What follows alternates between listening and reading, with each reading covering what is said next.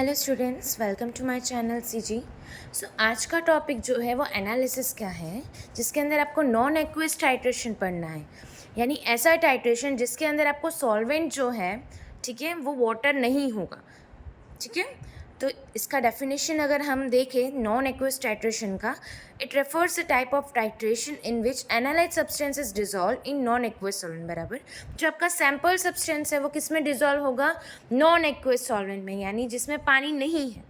उस टाइट्रेशन को आप क्या कहोगे? नॉन एक्वियस टाइट्रेशन कहोगे। और ये जो है वो सबसे कॉमन टाइट्रीमेटिक प्रोसीजर है जो फार्माकोपियल एसे में यूज़ किया जाता है। ठीक है, और किसके लिए सूटेबल है? For the titration of very weak acids and very weak base. Weak acids जो है आपके एसिटिक एसिड आ गए, फॉर्मिक एसिड आ गए, कार्बोनिक एसिड आ गए। अब वीक बेस देखो तो अमोनिया आ गया, सोडियम बाइकार्बोनेट है, मिथाइलामाइन है, ये सब एग्जाम्पल्स हैं। ठीक है, ये सब सोलवेंट्स प्रोवाइड करते हैं जिसके अंदर आपका जो ऑर्गेनिक कंपाउंड है वो सॉल्यूबल हो जाता है। ठीक है, सो इसमें जो मोस्ट कॉमनली प्रोसीजर यूज़ करने वाली है टाइट्रेशन में, उसके अंदर आप ऑर्गेनिक बेस जो ले रहे हो, that is along with perchloric acid in anhydrous acetic acid. Anhydrous मतलब पानी बिना का, एनहाइड्रस मीन्स जिसमें पानी नहीं हो। ठीक है, अब सॉल्वेंट्स जो है नॉन एक्वियस टाइट्रेशन के, उसके टाइप्स हैं, कितने क्लासिफिकेशन है उसके, तो मेनली 4 हैं। आप इसको पापा की तरफ से याद रख सकते हो निमोनिक्स में, PAPA। Okay, so what is protogenic solvents? Protogenic solvents क्या है? वो एसिडिक सॉल्वेंट्स है जो क्या करेंगे, बेसिसिटी जो होती है ना वीक बेसिस की, उसको एनहांस करते हैं। ठीक है, एग्जाम्पल्स देख लो, H2SO4 है, फॉर्मिक एसिड है। सेकेंड है आपका प्रोटोफिलिक सॉल्वेंट्स, यानी बेसिक नेचर। प्रोटोजेनिक एसिडिक है तो प्रोटोफिलिक, फिलिक यानी लविंग। ठीक है, तो उसका बेसिक नेचर सॉल्वेंट्स का है।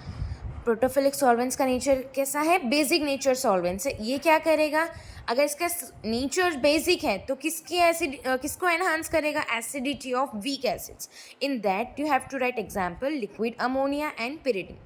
थर्ड है आपका एम्फीप्रोटिक सॉल्वेंट्स। एम्फी यानी जिसके अंदर आप प्रोटॉन्स को एक्सेप्ट भी कर सकते हो, डोनेट भी कर सकते हो एट द लेवलिंग इफेक्ट। उसका एग्जाम्पल है वाटर एंड अल्कोहल। तो यहाँ मैंने लेवलिंग इफेक्ट भी लिखा है। ठीक है, तो लेवलिंग इफेक्ट क्या है? आपका solvent, effect of solvent on properties of acids and base, that is your protogenic solvents. बराबर, ठीक है।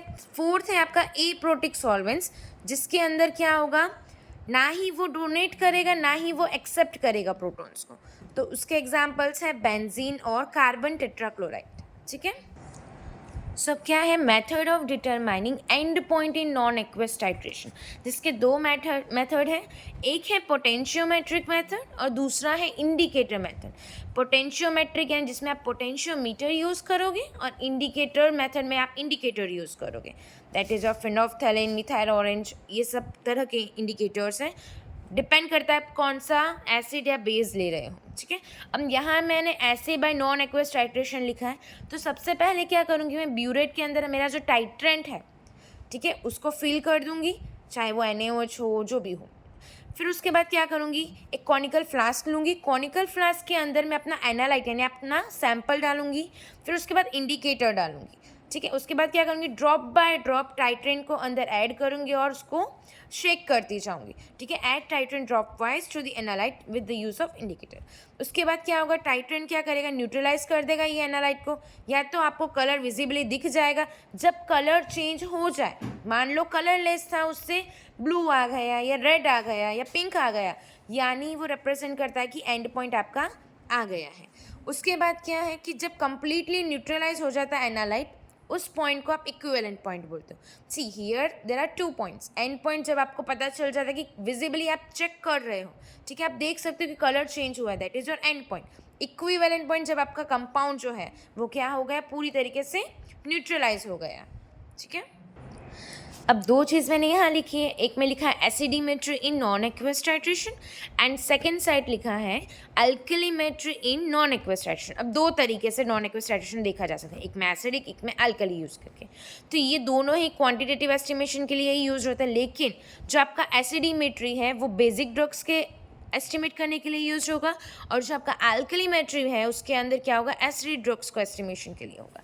तो बट ऑब्वियस बेसिक ड्रग्स को एस्टिमेट करना है तो टाइट्रेंट क्या लोगे आप, एसिडिक नेचर वाला लोगे। एग्जाम्पल यहाँ मैंने लिखा है परक्लोरिक एसिड। सॉल्वेंट आप क्या यूज़ करोगे, प्रोटोजेनिक यानी कि एसिडिक सॉल्वेंट्स है, ठीक है, जो क्या करेगा, इसकी बेसिसिटी को बढ़ाएगा। बेसिसिटी किसकी बढ़ाएगा, वीक बेसिस की, ठीक है। सॉल्वेंट्स में यहाँ प्रोटोजेनिक लिखा, ये क्या है, ग्लेशियल एसिटिक एसिड। सो उसके अंदर आप इंडिकेटर क्या यूज़ करोगे, क्रिस्टल वायलेट। तो आपका एंड पॉइंट कैसे पता चलेगा कि आ गया है, क्रिस्टल वायलेट है, मान लो आपने एनालाइट लिया है, टाइट्रेंट आपने डाल दिया है ब्यूरेट में, तो एनालाइट के बाद आप कॉनिकल फ्लास्क में जब इंडिकेटर के 1-2 ड्रॉप्स डालोगे तो वो वायलेट कलर हो जाएगा आपका सैंपल। तो जैसे जैसे टाइट्रेंट आप ड्रॉप वाइज डालोगे तो उसका कलरेशन चेंज होगा, वायलेट से वो लाइट ग्रीन हो जाएगा। कहाँ यूज हो रहा है, तो analysis of morphine, ephedrine, acyclovir, caffeine, adrenaline, यहाँ पे यूज हो रहा है। अल्कलीमेट्री है, ठीक है, एसिडिक ड्रग्स का एस्टिमेशन के लिए हो रहा है, तो उसके लिए क्या नेचर होना चाहिए टाइट्रेंट का, बेसिक नेचर। उसका एग्जाम्पल है सोडियम मिथॉक्साइड।